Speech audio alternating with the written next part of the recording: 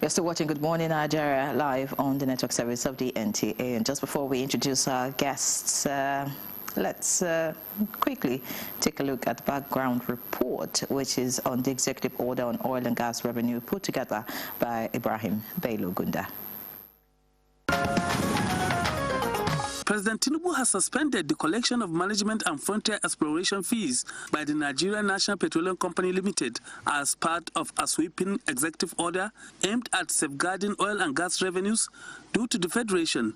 The executive order is anchored on Section 44(3) of the Constitution, which vests ownership, control and derivative rights in all mineral oils and natural gas in the government of the Federation. Under the current PIA framework, NNPC Limited retains 30% of the Federation's oil revenue as a management fee on profit oil and profit gas derived from production sharing contracts, profit sharing contracts, and rig service contracts. In addition, the company retains 20% of its profit to cover working capital and future investment. Given the existing 20% retention, the additional 30% management fee is considered unjustified by the federal government. Hence, the executive order aims to resolve, among other things, the duplication 30% deduction for profit-sharing arrangements by addressing overlapping and redundant provisions across all relevant laws and regulatory instruments within the PIA framework and NNPC Limited's governance structure. President Tinubu has also suspended payment into the mainstream and downstream gas infrastructure funds. The Commission shall, from the date of the executive order, pay proceeds of all penalties imposed on operators for flaring gas into the Federation account. The executive order, therefore, introduces immediate measures to curb leakages, enhance transparency, eliminate duplicative structures, and reposition NNPC Limited strictly as a commercial enterprise, while safeguarding the Federation's interests. How will the executive order curb leakages, enhance transparency, reposition NNPC Limited strictly as a commercial enterprise? How will the order redirect resources for the benefit of the Nigerian people? And what are the implications of the order to national budgeting, debt sustainability, and economic stability? These and more will set tune for our discussion on Good Morning Nigeria as we discuss executive order on oil and revenue.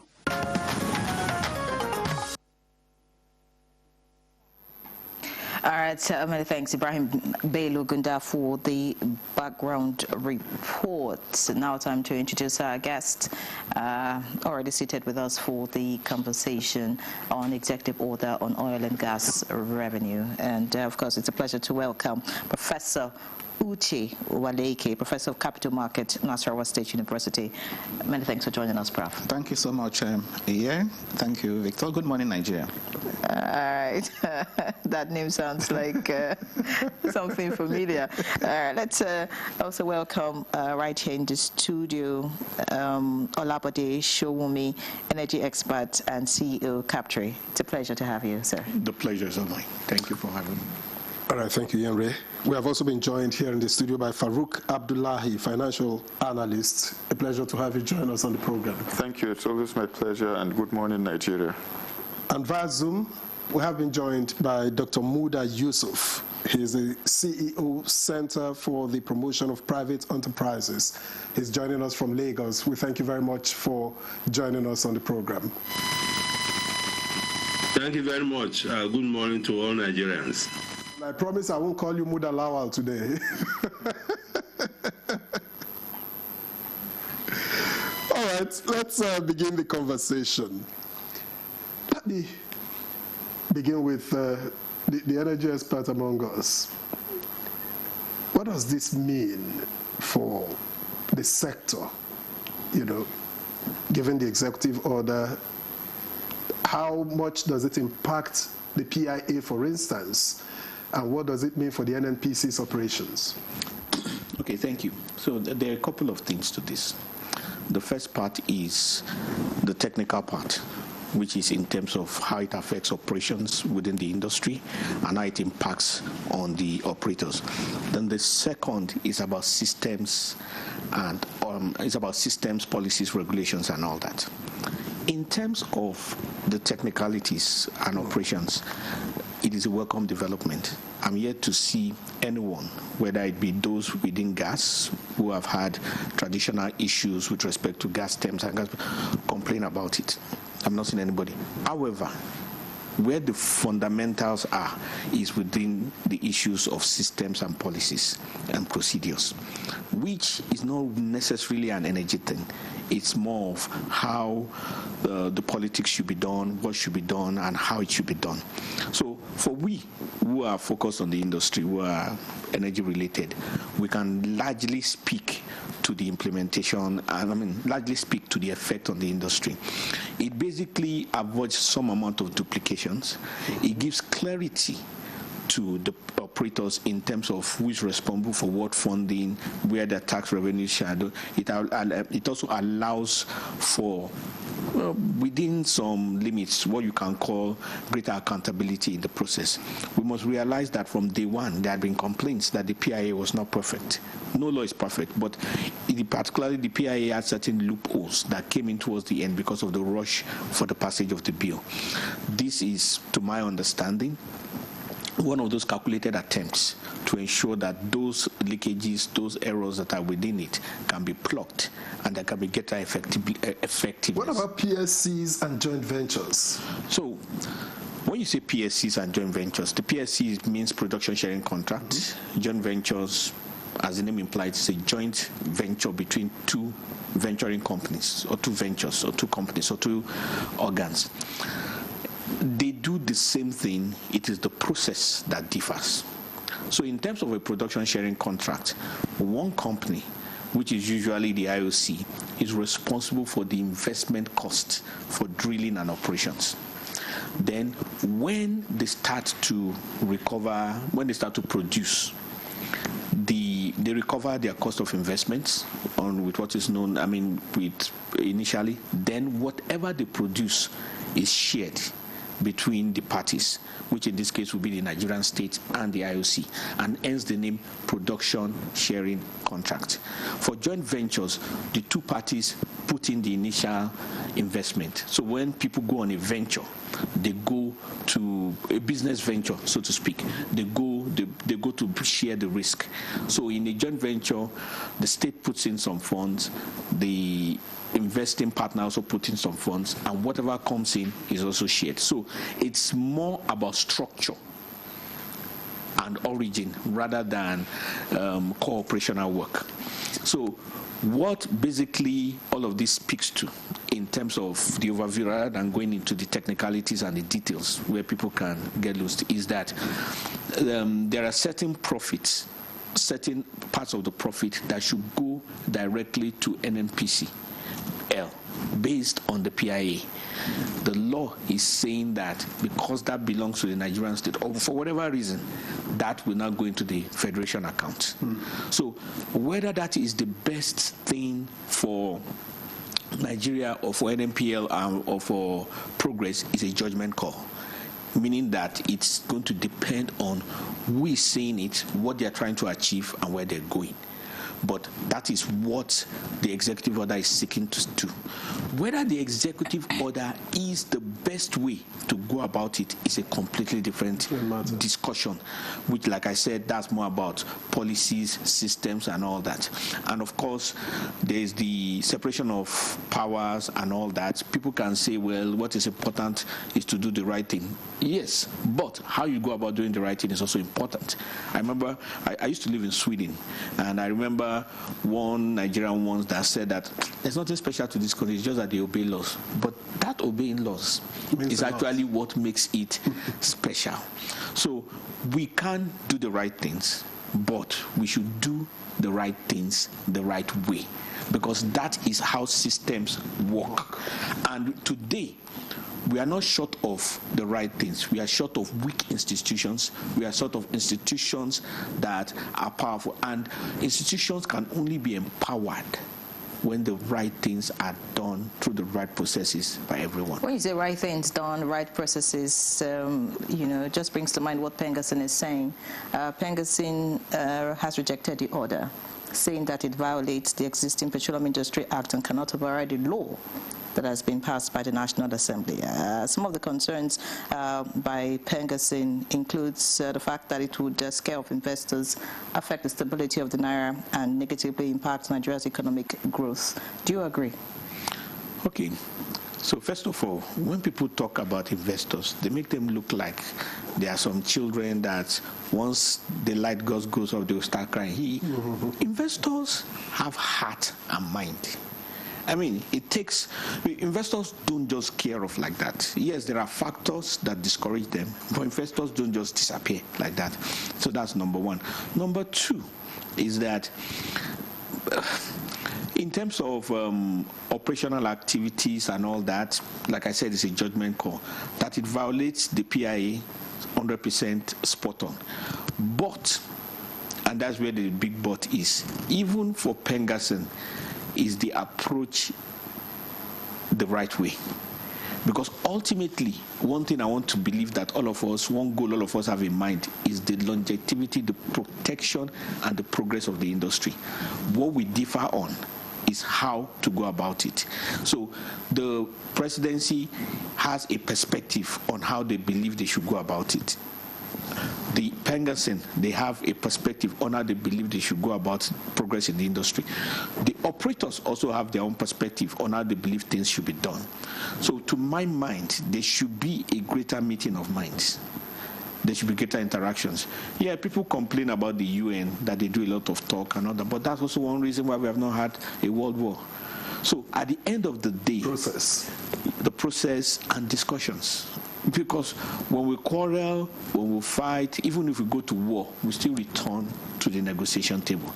So these key things to which parties feel passionate about still needs to be discussed. So there must be a platform, a greater platform for engagement, starting from the presidency, the National Assembly, who make the laws for us, because we are not made for the laws. More, as they say, laws are made for man, and man is not made for the laws. So the laws are made for the industry to progress, for the industry to expand, and for people to have greater capacity. All right. To do. Thank you very much, Dr. Shomi. Now we have quite a number of finance people, so I'm getting to Dr. Uche Waleke, and I'm going to ask in simple terms, what does the executive order change in Nigeria's fiscal architecture from where you stand? A lot. It changes a lot, Victor, and that's why I think it's one major move, a bold step the president has taken to really, if you like, stop the hemorrhage that is currently happening now in the Federation account. The Federation account is experiencing a lot of hemorrhage, leakages that are affecting the quantum of what comes in.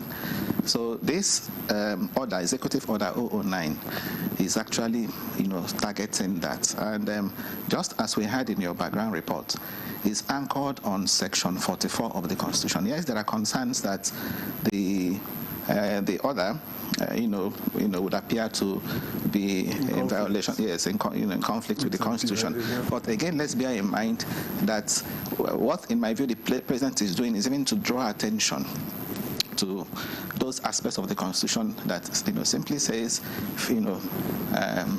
oil money belongs to the Federation, starting with Section 162 of the Constitution of 1999. Section 162 is clear. Section 162 established the Federation account and requires that all federally collected, revenue should be, put in the Federation account. That's one, and that's Section 44. That the president cited, simply says all mineral resources, including oil and gas, again, ownership vested in the Federation.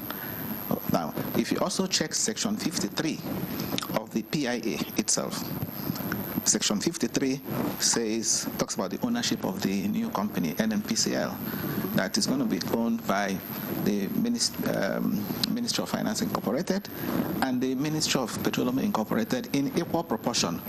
I want to emphasize, on behalf of the Federation, on behalf of the Federation. When we talk about the Federation, we are talking about the federal, the states, and the local government. So the President is simply saying that what belongs to the Federation should be, given to the Federation. So in that respect, I think what the President has done is commendable. And he has also gone ahead to set up an implementation committee that will ensure that, it is implemented smoothly, comprising the Minister of Finance, and the Minister of Budget, the Minister of State, for petroleum, the Minister of Justice, the Chairman of the Nigerian Revenue Service, the Special Advisor on Energy. Okay, but in all of this, I want to advise that an important agency that is actually responsible, constitutionally mandated, to monitor accruals to and disbursements of revenue from the Federation account is not included.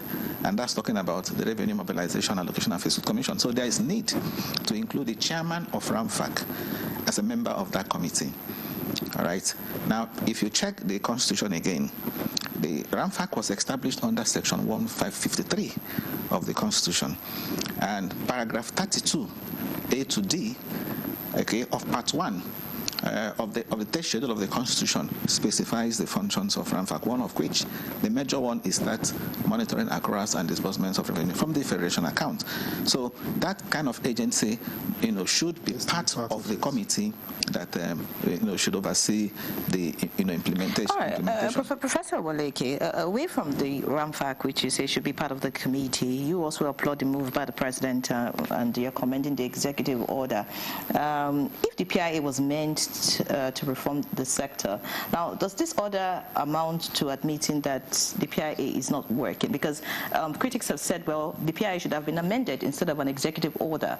So, I mean, where do you want to put all of this? Oh yes, there's no doubt. What has emerged now is that the PIA, is defective in many aspects.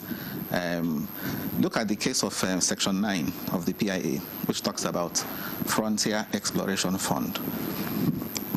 Now, there is profit oil from the PSA, which has, very well explained. Production sharing contract, the oil company is asked to go and take all the risks. If you find oil, if you don't find oil, you bear the risk. If you find oil, you now first of all remove some oil to cover your cost of exploration and production, which is referred to as cost oil. So remove your cost oil. So what is remaining is the profit oil, which is now meant to be shared. Now, out of that profit oil, the PIA, under the PIA framework, NMPC Limited will remove 30% as Frontier Exploration Fund. You know what? Money used to go and explore oil in the other basins. Okay, speculative exploration that, of course, can result to nothing. Let me tell you, in 2023, records show that 400 billion naira was spent, by way of Frontier Exploration Fund. 400 billion naira. Okay, so that is money, more or less, that has gone down the drain. Can you imagine the opportunity cost of 400 billion naira in Nigeria today?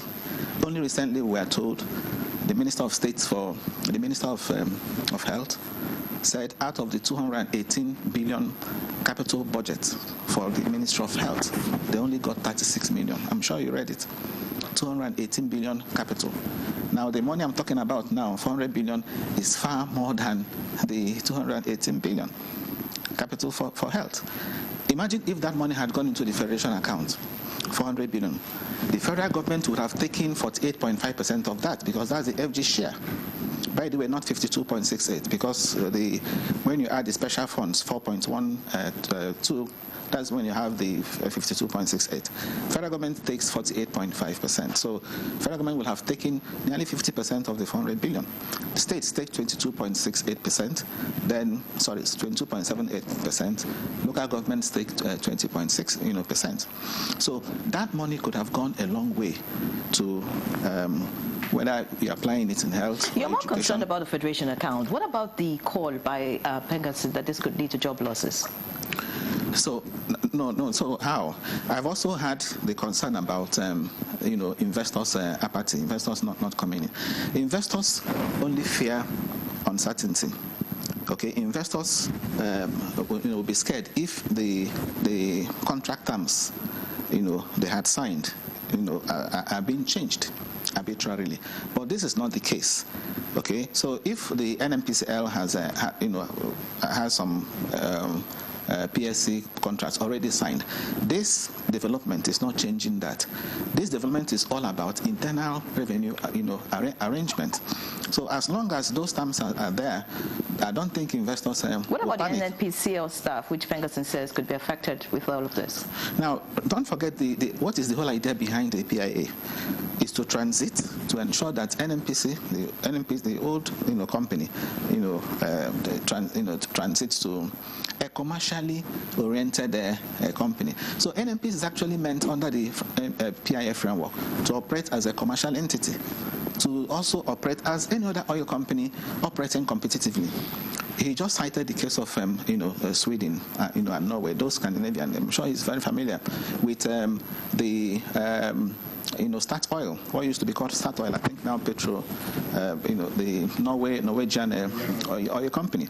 Okay, you can talk about that company. You can talk about the Aramco, Saudi Arabia Aramco, where the government has even relinquished part of the shares they have. Those companies are now listed on their various stock exchanges. In the case of Saudi Arabia, Saudi Aramco is listed on the Tadawul, and that's also why we are canvassing that there is need in the future to even begin now to have the plan to list NNPC Limited on the stock exchange, so that you can also have private ownership, because the more private people now come in, for now is owned by I just mentioned it to you, the MOFI 50%, Ministry of Petroleum 50%. The more once it is listed on the exchange, okay, you can be sure that the governance level will improve.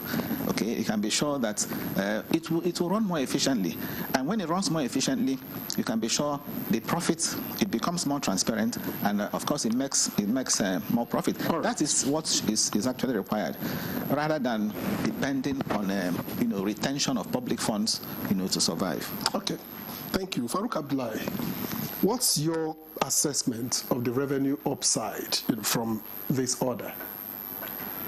Well, I think the whole idea is predicated around, optimizing the revenue streams that comes into the pulse of the Federation's account.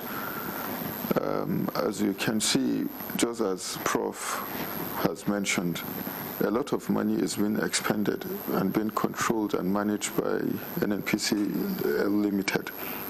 And by virtue of the PFA Act, NNPC Limited is meant to operate as a fully commercial entity without having to interfere with the oversight function that is part of the duty and responsibility, of the federal government and various, regulatory,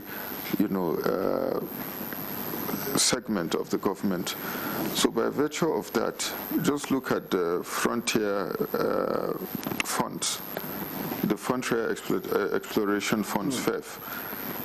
2023, as Prof said, over 400 billion naira was spent on that. If this money were to go to the federal government, account, to the Federation account, Nigerians will feel more of the impact. Federal government, state government, local government would have allocations from that, and that will mean that more money will be available in sectors, in critical sectors like security, healthcare, education, and also infrastructure. So once that is done, it touches upon, the ordinary Nigerian. The impact will be felt more. So I feel overall the whole idea is a good one, and it is an attempt, to sanitize, the industry in such a way that Nigerians will feel the impact and will feel ownership of the sector as a whole. So what the government is doing is the right move in the right direction. But I agree with you if you mention that there is interference, with the PIA, which is being passed as an act, as a statement of law, so this simply emphasizes on the need to critically look at, the lapses, the defects in the PIA, which calls for amendment of... And run it through the National Assembly. Absolutely. It calls for the amendment of the PIA Act eventually. So there are various other components that also would, need serious scrutiny in such a way that, the whole act would be amended in a way that the impact will be felt more by Nigerians. So it's something that is quite, applaudable, and it's something that, we should all embrace it. We should all embrace, this order. Many thanks, Mr. Abdullahi. I'd like us to get to Dr. Yusuf now. Everyone in the studio seems to be comfortable with this executive order. But tell us, do you think that this is about transparency or simply about centralizing financial control? Well, thank you very much. I think this is about transparency, but more importantly, it's about addressing the fiscal constructs, fiscal governance of government. Because if you look at what we have experienced and what we have seen and what we have heard over the last few months, especially with regard to budget implementation and all the stories about the fact that the government have not been funded, all the stories about multiple budgets, is something that gives very serious cause for concern. And it's something that requires some very drastic measures to be taken to address issues of fiscal governance. So I will situate this within the context of reforming the fiscal governance of government. Because, there is no way we could continue like this. If you look at the budgetary process, and we look at the budget head, which we often regard to or refer to as independent revenue that are supposed to come in from the government agencies. Historically, there has been gross underperformance as far as those revenue heads are concerned. And I've listened several over the years to members of the National Assembly expressing frustration that it has become very difficult for them to even oversight some of these agencies. It has become difficult for them even to get them to appear before them, to get them to remit to the Federation account.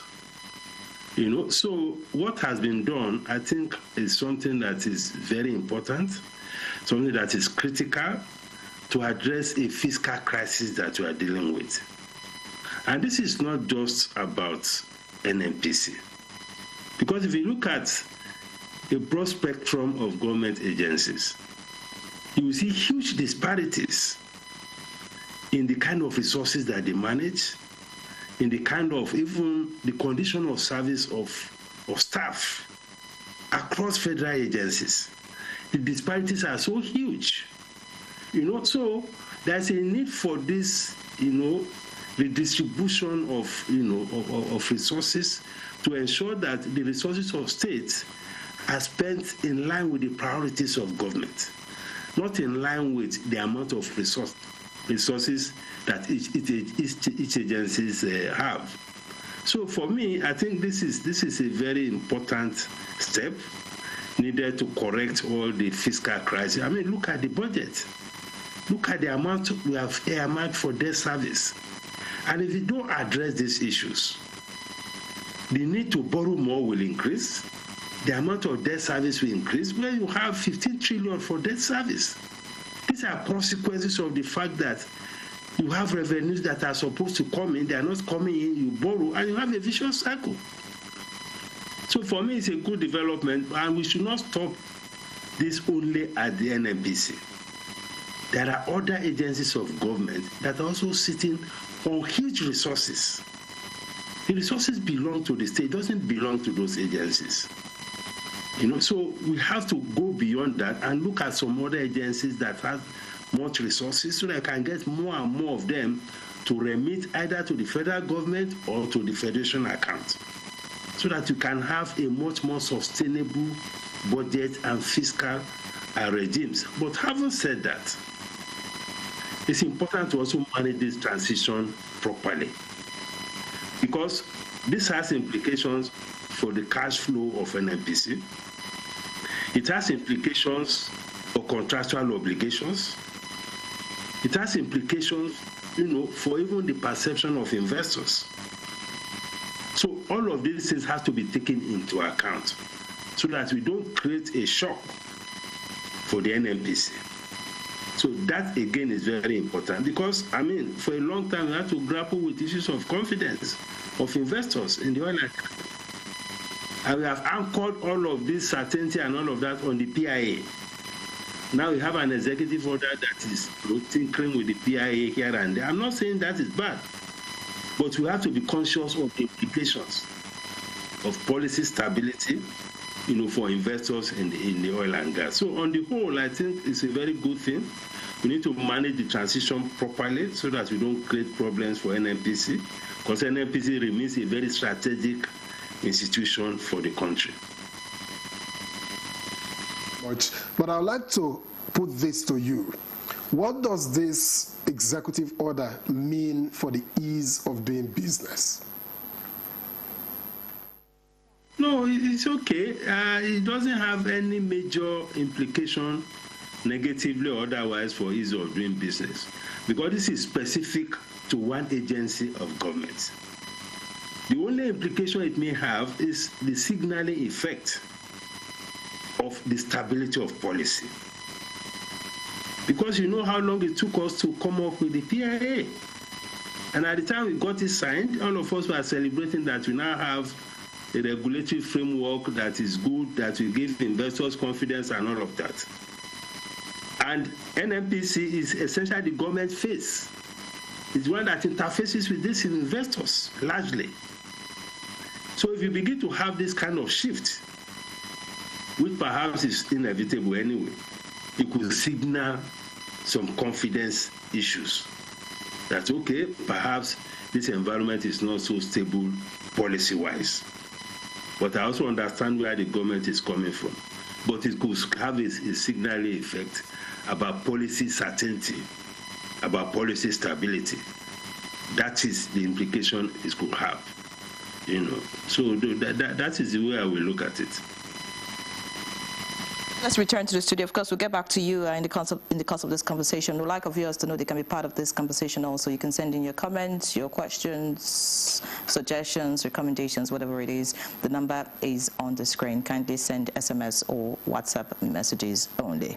All right, so I'll return back here. And of course, Mr. Showme, earlier when we talked about investors, you said this doesn't affect investors in any way. But of course, a lot of people think that regulatory unpredictability, could be a concern for some of these investors, considering the fact that the PIA has technically been overturned by this executive order. But I would like you to speak about if this will lead to mistrust between the federal government and oil-producing states. Okay, so first of all, it does not overturn the PIA. It affects certain aspects of the provision of the PIA. The PIA is an omnibus law which covers a whole range of activities and provides particularly for fiscal terms for gas, which up until the PIA did not exist. I'm saying that because it is important to understand the impact of what the PIA did despite all its limitations. And I'll give a short example before. There was Bonga. It's an offshore production sharing contract which started in the 90s. Now, later on, across 99 and thereabouts, it was an oil contract that was signed. They started producing gas there. And it was there, I think train 2 and train 3 of NLNG came, the gas. But now when it came to the point of payment for gas, the initial initially used the oil terms, which was rejected because oil is a different entity from gas, the molecules are different and all of that. And so what now happened was that the amount that was the revenue that was supposed to go to the nation from bunga was kept in escrow. Some people were using part of it, but in reality, we had over $1 billion that was not used because the gas terms were not clear. The PIA eliminated all of that and put other incentives for gas investment across board. So that's just an example. There are many things the PIA did, and the impact is there. Where the issue is about management of funds. So you can take it, say, there's a department within, say, NTA that has a greater capacity to generate revenue than other departments. And that department, they're looking at ways of managing its operations such that the funds become more central. That's a better way of looking at it. So it's not the PI itself, it's just the implication of revenue sharing. Now, as to whether it is regulatory impact is a different thing. Yes, there's a place for the regulator in all of this, but the regulator is still largely growing. Is still a baby. The processes, the systems that will ensure that the regulator has its own teeth and can speak in terms of forces will take time. And that's just the reality. Because even with respect to them lending their voices to key players, like, say, the Dangote Group, like, say, the NNPCL, even for NUPRC, they speak with caution. That is because the industry is evolving. So I wouldn't expect them to be able to say anything to any of all of this. The third part is moving forward. I'm sure there are very fantastic intentions with respect to the logic, to the ethos, to the spirit of the executive order. Where everybody seems to have issues is the process with which it's done. And there may be good reasons for that. And that is why I feel that the way out of that is that implementation committee, which, by the way, also does not have the Minister of State for gas. And gas is at the... No, there are two different things. I know. Yes. And gas is the foundation of even development. In other words, is what will enable the industries to rise, what will enable rural urban drift to stop, because there are concepts which were proposed by UNIDO, which were said that you can have an industry in every local government, which will be anchored on gas, from fruit processing to cloth processing to tobacco. You know, even manufacture of plastics. And the concept is that if there's an industry that is functional and productive in every local government, nobody will be moving to the cities except those who need to. And if those rural areas are developed, then you can have an even society, less insecurity and all of that. But all that is anchored on the foundation of gas. So there is a place for gas. All right. And many say gas is the future. All right. Let me get back to Professor Waleke. Earlier you alluded to, that government should begin to think about listing the NNPCL. And I'm wondering how this executive order impacts NNPCL's balance sheet and the prospect of the listing you talked about. Yeah, thank you, Victor. But before I speak to that, it's important that I mention that we are talking about the Federation account here, right? Mm-hmm. And there are 5 key agencies of government that are responsible for the inflows into the Federation account. 5. You have the NNPCL, you have the NUPRC, Nigerian Upstream Petroleum Regulatory Commission. Then you have the Nigerian Customs Service. You have the NRS, Nigerian Revenue Service. And then you have the Ministry of Mines and State Development. So these are the 5 major sources of inflows into the Federation account. Now, over time, the NMPC Limited share, what it has been contributing, has been dwindling. Yes, dwindling as a result of I refer to it as a lot of leakages coming from even what you may call legacy issues, legacy factors, including under recovery. And that's why the idea of stopping fuel subsidy ought to have been to the advantage of the Federation account, because the subsidy was also borrowing into the Federation account. So we had case of under recovery, of course, pipeline vandalism and crude oil theft. The other day too, we had the group GMD of NMPC talking about the money spent on rehabilitating the Port Harcourt refinery. In fact, that was it. The money was described as waste. Billions of naira spent to rehabilitate refinery, described as just waste. We've also seen the same company, involved in direct sale, direct purchase, agreements, over the years.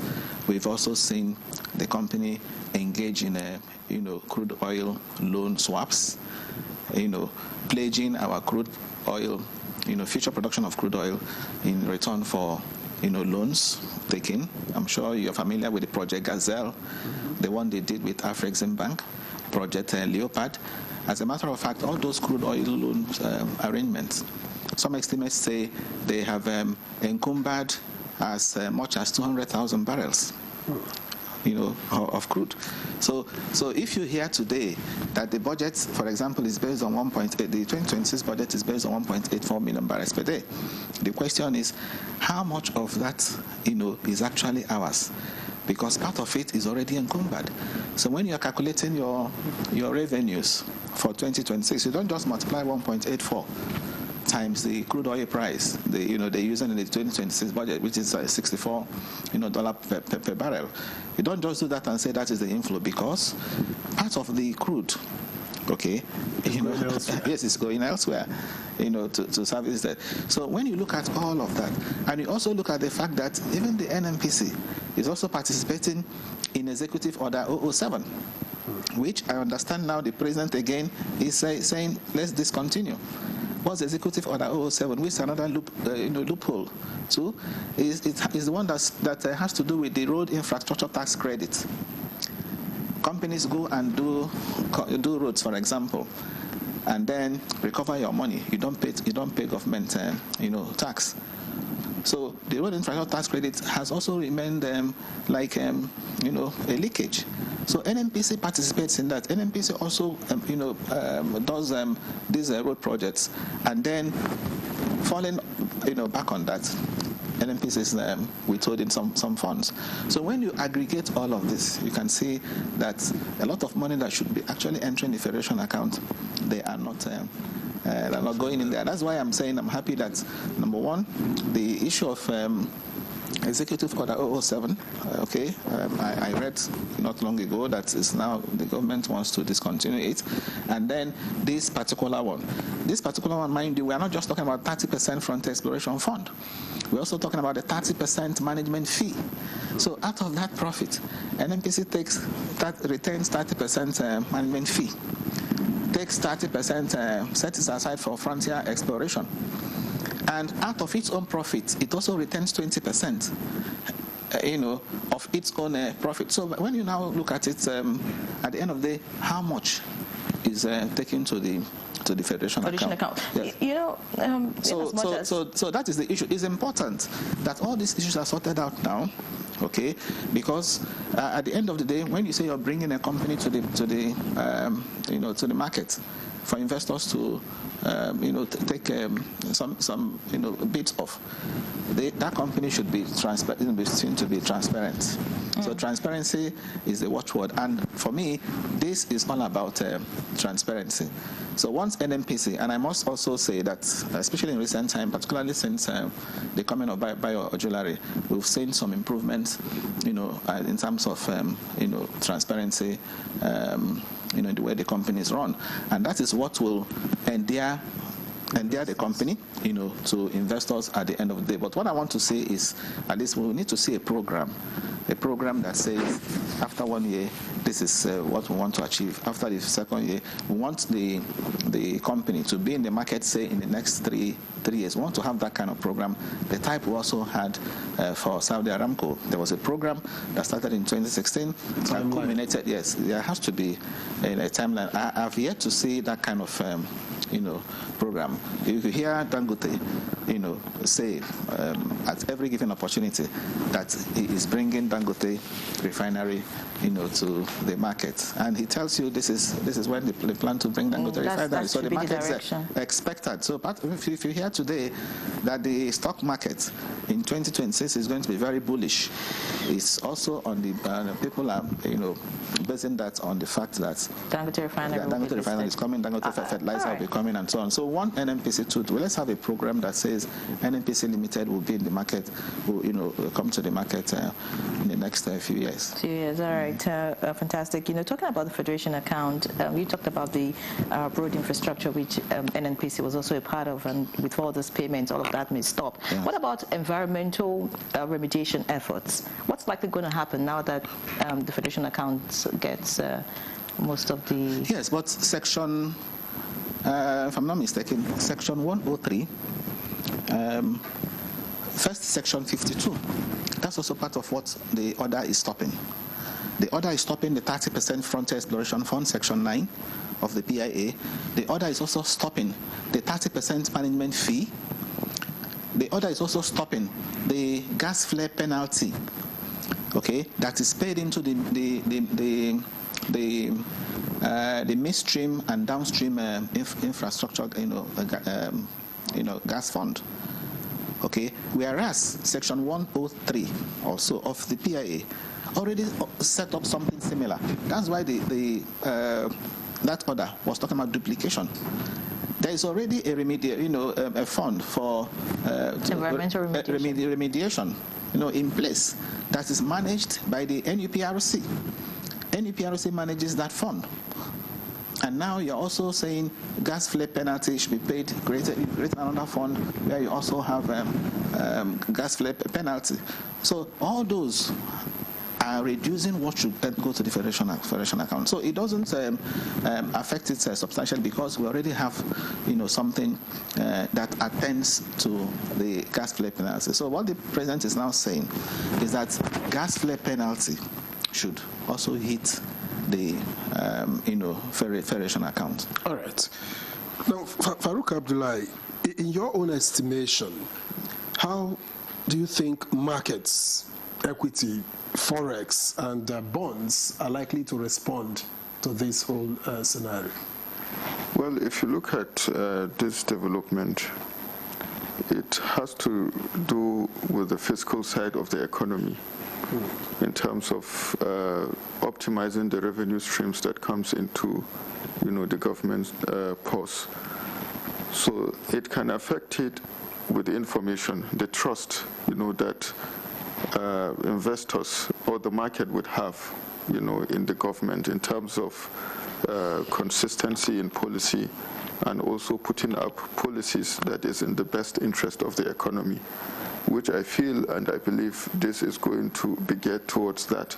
So at the heart of ensuring that this is maintained, there are certain things that the government needs to do to uphold and maintain that trajectory in terms of transparency as it relates to this development, in terms of reporting. What deduction, what money has the government saved from this deduction? And what is the money used for? How much was saved? So if all of these things are being reported, it would instill confidence in the market, and secondly, it's important that the government should not stop funding exploration and gas infrastructure funding. It means that the government must fund it through, budget. So that is very critical, that is very important, because without funding exploration, without funding gas infrastructure, it will affect in the long run, what the government will be able to get out of, the industry. So if you sum up all of these things, it will amount to building more trust and confidence in the market, by investors in the equity market, in the capital market also. So these things are very critical and are very important, and also the government should ensure that, this money that is, the leakages that is being stopped, the money is being used for the right purpose, in healthcare, in infrastructure, in security, in education. These are things that would, amount to, the overall, economic, development, and which invariably has also a direct impact on the equity market, on investors in the capital market, and all of such. So all of these things are holistic, and it has to be treated as such. Thank you so much, Mr. Abdullahi. I'd like to get to Dr. Yusuf now. Just before we take a break, I'd like you to, speak about implementation. A lot of people have said Nigeria doesn't lack laws. What it lacks is the ability to implement most of its laws. Do you see a challenge in the implementation of this order, especially with agencies like NUPRC and NMDPRA? Any major challenge with implementation, because this is coming from the presidency. And we all have seen the kind of embarrassing situation that our fiscal situation has created. Even the president himself, I'm sure, has been embarrassed, by what has happened with our budgeting process. So with the commitment of the president, and I'm confident that the political will is there, because when you have policies or you have legislation that are not being implemented, it arises often from lack of political will, to ensure implementation. Unless that is missing, and in this case, because of the centrality of this issue and the importance of this issue and the urgency of it, to ensure that we fix the fiscal environment of government, I think the political will is there. And for as long as you have the political will, there should be no challenge with implementation. And of course, we have a very dedicated and very professional team at the NNPC, led by Bayo Julari, and I'm sure they are committed to this. And I've seen in the last few months a lot of interaction, coordination, meetings between the critical agencies, particularly the Central Bank, the Finance Ministry, and the NNPC, and the Budget Office. There has been very serious, interaction between them, and I think that those interactions are what has, eventually culminated into this executive order. So for as long as you have that coordinating, integrated framework, I don't think there should be any major issue with implementation of this. But just as I said, the transition process has to be managed very carefully, because of the cash flow implications, because of all manner of implications that this may have for the NNPC, so that we don't, in the process of solving one problem, create other problems. That transition framework is extremely very important. They have vendors, they have contractual obligations, they have all manner of things that are ongoing. Some of those things have been predicated on these revenues that have been taken away. So that transition framework is extremely very important. So as we implement this, we have to take that also into account. Thank you very much.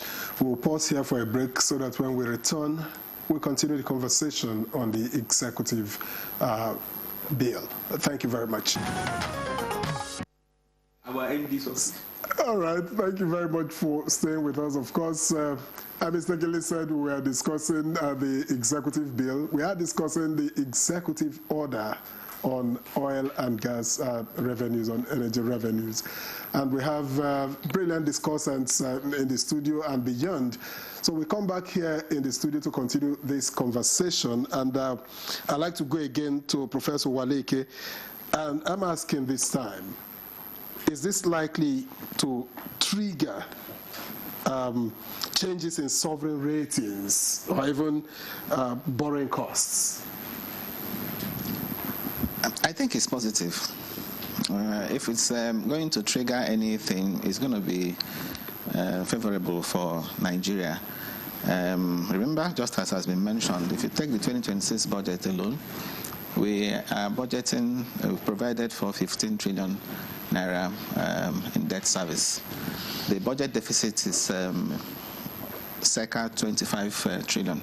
The deficit, remember the budget size is 58 trillion, and government is expecting over 30-something trillion FG revenues. Now, if by plugging these loopholes, the FG is able to get more money, it means the deficit will shrink. And you may not have to borrow much. Yes, we may not have to borrow that much, and when you don't borrow, it's only when your exposure is so much that the rating agencies begin to worry. Okay, but if you are moving towards a fiscal balance, okay, that counts for you. So that's why I said that, because it is meant to be transparent, it's meant to ensure transparency even in the oil and gas industry. The rating agencies, will view that a lot more favorably. And maybe I should also use this opportunity to also mention this, that yes, the president has taken this bold move, and which in my view is a step in the direction of true fiscal federalism. Okay, and he has also demonstrated that in the past when he supported the idea of granting financial autonomy to local governments. So these are also another step in that direction. So I also want him to continue to champion causes like this, including also ensuring that we also have a lot of agencies, federal agencies in Nigeria today that are not remitting funds to the federation accounts. Okay, maybe I should cite a few examples. We have, for example, the Nigerian Port Authority. Nigerian Port Authority is an agency of the federation, not the federal government. The Nigerian Port Authority does not remit funds to the federation account. I gave you the list of major sources of inflows. Then the NIMASA, for example. NIMASA is another example. Nigerian Communications Commission, is another example. These agencies don't remit to the federation account, but they are supposed to be remitting to the federation account. So this is another area I would like the president to look into. Which means that this is not the end of executive orders. We're likely going to see more executive orders. Yes, and then let me also speak to one more thing. And that thing also has to do with, I think Dr. Moda Yusuf touched on it, tangentially when he said some agencies are sitting on huge funds, and that speaks to this issue of cost of collection, revenue collection. Okay, you find the Nigerian Revenue Service, formerly FIRS, keeping 4% of non-oil revenues, as cost of collection. You have the Nigerian Customs Service keeping 4% of custom levies. Okay, sorry, NUPRC keeping 4% of royalties, and then Nigerian Customs Service keeping 7% of customs of levies. So when you look at global benchmarks, okay, cost of collection is not usually more than 2%. But in Nigeria, we've had agencies keep 4%, 7%. So all of that too will represent, a leakage in the federation account. So when we are looking at the implementation of Section 162 of the Constitution, which established the federation account and which truly says everything you're collecting should enter there, okay, to implement it in its full sense. These other issues I mentioned now, should be looked into. The issue of I'm surprised you didn't talk about this 4% by the National Revenue Service, the Nigerian Revenue Service, right? Yes. FIRS. When we're talking about the tax reform as at October last year, you were one of those who supported that reform and all that it entailed. Oh yes, I still support the tax reforms. Yes, I still support the. But what about the 4% clause? No, the entire tax reform, the entire package. Okay, of course, is what I supported, and if you take the tax reforms and what it's going to do for the economy, and you also look at what this one will also do, for the federation account and for the economy, okay, you will agree with me that at the end of the day, or the government's fiscal position is going to be better. That's majorly why I supported it. But apart from being better, yes, there is this argument about, why do we have to do this? Why are we doing this? At the end of the day, if money comes, it will still be misappropriated, it will still be wasted. But I think at least this should be the starting point. If we have more money, it creates, at least an opportunity. It creates an opportunity to, to impact the people, the common man, because you have more money at your disposal. But I also agree with those who say that now that we are talking about increase in revenues as a result of these reforms, we should also turn our attention to the quality of spend. We should also turn our attention to how these revenues, when they come, should be applied so that the welfare of Nigerians can ultimately, be improved. So it shouldn't be one-sided reforms. We should also have, spending reforms on how to spend. Yes, exactly. Fantastic. Many thanks, Professor. Now that you've talked about the people, I'd like us to get to Dr. Muda.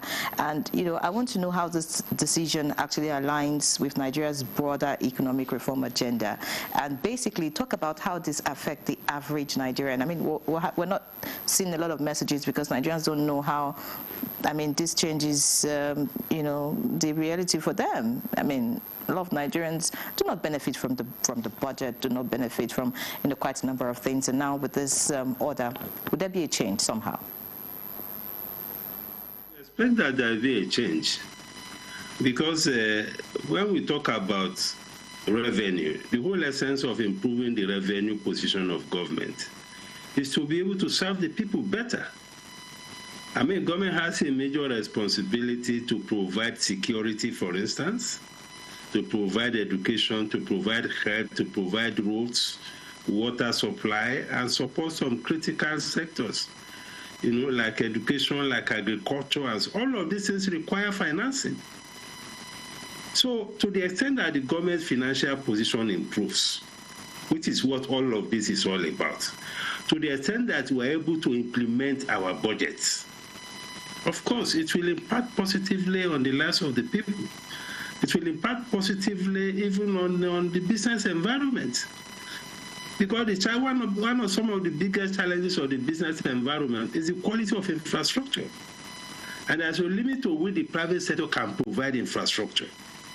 There's a limit to which the private sector can sustainably fund education or fund health. So government has to fill in all of those gaps.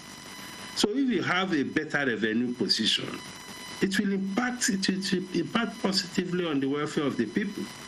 Then secondly, when we talk about macroeconomic stability, we have seen some significant gains over the last 2 years under this administration. But for that to be sustained, you need this, what I can call fiscal consolidation, to ensure that you don't have a situation where government is so highly leveraged, borrowing so much, crowding out the private sector in the financial markets. Look at the financial markets with everybody, including financial institutions. Everybody is going to buy treasury bills, going to buy government bonds. A lot of resources are going there to the detriment of resources that are required for investment in the private sector. These are some of the big consequences, and look at the crowding out effect that is having.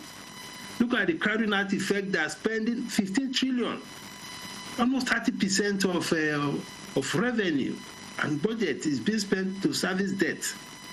So if you're able to ease all of that pressure, it will create more fiscal space, and it will make it much easier for the government to ensure that you have a much more stable macroeconomic environment. It will ease the pressure on financial markets. It will allow for better financial intermediation, so that the businesses can also be able to have funds at possibly more cheaper rates. So it's good for fiscal sustainability, it's good for economic stability, it's good for social investment, and it's good to ensure even equity even within the government system itself. You can see what is happening. Look at all the stories about the budget. It's very sickening, practically including security agencies. are complaining about non-implementation of budget. If you have security, you know the impact of that on the average Nigerian. So the impact is far-reaching, both for businesses, for SMEs, and for the citizens. It's something that is going to bring a lot of value. And just as Professor Walike said, we should look at other areas, to see how we can harness a lot more resources, to support the government. And we should also have clear definition and distinction between what is federal government revenue and what is federation revenue. There's a lot of confusion. Sometimes some of us even get confused. There has to be revenue that are specifically for the federal government, apart from what is coming from FAC, so that we see how we can optimize all of those to support federal government programs, projects, and all those things that the federal government needs to do. These things are very important. I mean, we should put it within the framework of reforming the totality of the budget process. Thank you very much for the things you have brought into this conversation. Let me get to Dr. Labode Shunmi now. And in light of course, drawing from what Dr. Muda Yusuf has said, what oversight would you say is needed to ensure that measurement, metering, and volume integrity is adhered to? Okay, thank you. So first of all, it's Mr., not Doctor. My dad was doctor. Oh, okay. But having said that,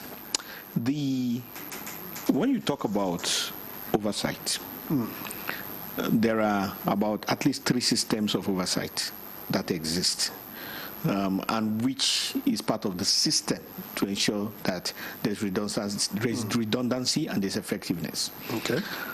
Constitutionally, the power of oversight over every government entity lies with the Parliament, the National Assembly. The National Assembly has 3 functions. It has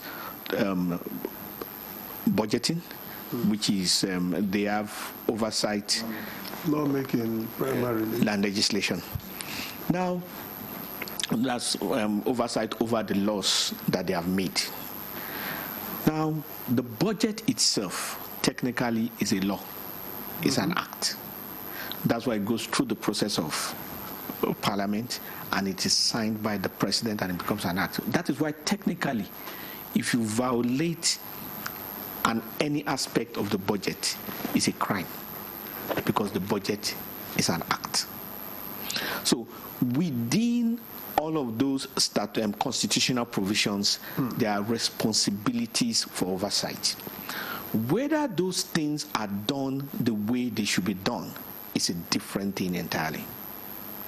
Then there is another power of oversight within the ministry that oversees them. So in this case can be the Minister of State for Gas, can be the Minister of State for Petroleum. Thirdly, there's another oversight powers within the regulator, who is responsible for ensuring that the industry functions properly. You can look at the regulator like a kind of big that oversees the house, because the regulator's job is not only punitive. The regulator's job ultimately is to ensure balance. So it's a candy cane approach such that the industry functions well. So the regulator is expected to be abreast of issues, and even in reality to be sometimes more knowledgeable than the players, and to be very familiar with the interplay of issues. So those are the systems constitutionally embedded. Then of course there is the third aspect, which is supposed to be functional in every society, which is the civil society, the NGOs, who are supposed to actually plug into certain things that government may not be able to do owing to size and bureaucracy of government, and they exist all over the world. So what we need is greater use and effectiveness and law-abiding activities towards those systems, so that those systems can grow and become effective. You see, today, somebody is offended. They say, go to court. The person will say, oh, I'm not going to go to court. I'm not going to get justice. without even approaching it. But yet, it is in this same country that a sitting governor has been removed. The legal system is a system. That system must continuously and continually be engaged for it to work well and become perfect. When we don't engage systems, the systems weaken, they don't mature. So there is a place for legislative oversight. There isn't enough pressure on the legislators to do their work properly. There is a place for ministerial oversight. That's why the ministry is overall, the minister is overall responsible for policy. There isn't enough pressure on that for them to work well. The regulator, yes, they're the one in the eye of the storm, but they can only do so much within so much time. So resting upon all of us, incumbent upon us, is a responsibility to ensure that systems work. So rather than us be so much interested in the immediate results, let us also focus on how we do the right things to get. It's like somebody who learned how to drive without knowing driving rules, without being taught, or somebody who learned how to play the piano without knowing, without the professional touch to it. Yes, you will get some things right, but you can still be pressing key F with your thumb rather than using all the fingers. I mean, a good way is the typist. Back in the day when we had typists who could use all the fingers rather than the person that is doing key F and key G. So there is a place for putting pressure on the system. Yes, it will be slow, it will be cumbersome, but in the long run, that's where our salvation lies. Now that you've talked about the court, do you think that this order is legally watertight, or you think that it could face some court challenges? Yes, I would like you to respond to that. And then, do you share the sentiment of Professor Waleke that making NNPCL financially weak would make it function better? Okay. Okay. So, as per the legal aspect, I'm not a lawyer, but I do know that an executive order is not an act of parliament. That's the much I can say. But there's a place for executive orders. So the thing is to be taken to court, and the judges decide on that. NNPCL, I don't think that position makes them weak. What it just does is it gives clarity, so that even the operators are not making multiple remittances. What is in principle, I mean the key principle, just like Farouk also mentioned, is the frontier funds, which should not be stopped. So there has to be a way to looking at all of those things. That's why I also mentioned initially that there must be a table for a meeting of minds of all the operators. All right, many thanks. Professor Waleke, I would like to hear your... Farouk Abdullahi. Oh, Mr. Farouk Abdullahi.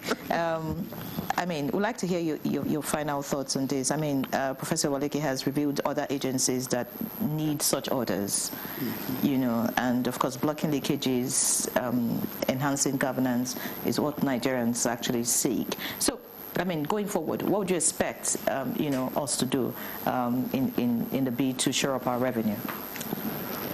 Well, shoring up our revenue is a function of the government, and by this executive order, I think they are doing the right thing in optimizing that. But as it relates to this current development, I think what it means for ordinary Nigerians is that there will be more money for, public services, roads, hospitals, education, security, agriculture, and whatnot. But the impact depends on the honesty and the discipline that is applied in the implementation of, this funding. There should be transparency, there should be accountability, and mismanagement of government funds should absolutely be expunged out of the, system. I think by so doing, Nigerians will feel the impact if all these things are avoided, and if we stand. And how should government communicate, the sequence of this reform to avoid shocks? I know that, I think it was Dr. Muda Yusuf who kept talking about transition. You see, at the heart of everything, there ought to be stakeholder engagement. The government, various government institutions that are affected, for instance, the Frontier Exploration Funds, NMDGIF, oil companies, state governments, local governments, and all the affected stakeholders that are concerned. So if there is this stakeholders, engagement, there will be an harmonized approach, to getting the desired result. All right, many thanks. Farouk Abdullahi, financial analyst. It was indeed a pleasure having you as our guest. Looking forward to many more conversations. It's always my pleasure. All right. I would also like to appreciate Olabode Shoumi, doctor in waiting. Should I add that? Would you want to work in your father's shoes? He has an inheritance. All right, Dr. Olabode Shoumi by inheritance, energy expert and CEO Capture. Thank you so much for sharing your insights with us. Thank you, as always. And, of course, Dr. Muda Yusuf, CEO, Center for the Promotion of Private Enterprises. Thank you, sir. Thank you so much for all your insights. And, of course, Professor Uche Waleke, Professor of Capital Markets, Nasarawa State University. Thank you, Prof. Thank you. And, of course, looking forward to having you, for many more conversations on Good Morning Nigeria. So that's our package this Friday. Thank God it's Friday. I'm Henry John. Elections, FCT elections holds tomorrow. Do your part and remain tuned to the NTA. And I'm Victor. As always, see you again on Monday. Have a great weekend.